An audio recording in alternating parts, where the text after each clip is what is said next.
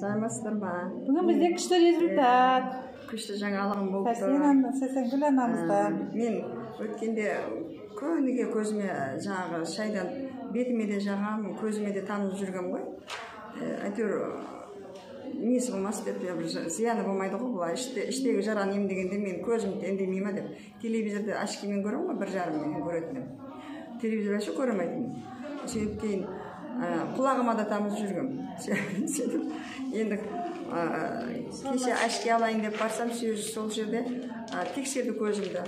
Тексерді да, ана жаңағы ұзаққа көретінімді жаңағы плюс 1,5 кеткен ғой.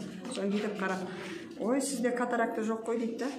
Деп қуанып кеттім ғой. Көзіңізде катарактыңыз, просто шайды ішіп отырып катарактыңыз кетті. Шайды жаңағыдай тамызып отырдым. Содан катарактым кетіп қапты. Сөйтіп қуанышым қойныма сыймай айтайын деп келдім. Құйған кезде бұл шықтан дедіңіз ба, не дедіңіз? Сосын кейін айтпақшы не болды ғой?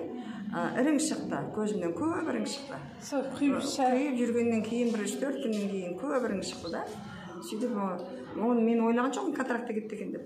Жудым да, сөйттім де қайтадан тамыз жүре бердім. Сөйтіп одан кейін содан кейін мен неге бардым ғой, 1 аптадан кейін. Күнде свежий тамыздыңыз ба? Иә, күніге свежий тамызам. Бетіме де жағам. Құлағыма да тамыздым, зияны жоқ қой деп. Сөйтіп мен құлағымда ешқандай белгі көрмедім, мен көзімде осындай катарактыңыз жоқ деп сөйтіп айтты маған. Доктор, Мен енді телевизорда көре беремін. Сосын автобустан кетіп бара жатқан кезде нені цифрлар тұрады. Оқисың ғой жазуларды. Соны оқимын. Қазір беймін оқып кетті. Бәрін оқып. Зрениеңіз жақсарған. Зрением жақсарған. Рахмет сізге, молодец, Алла шипасын берсін.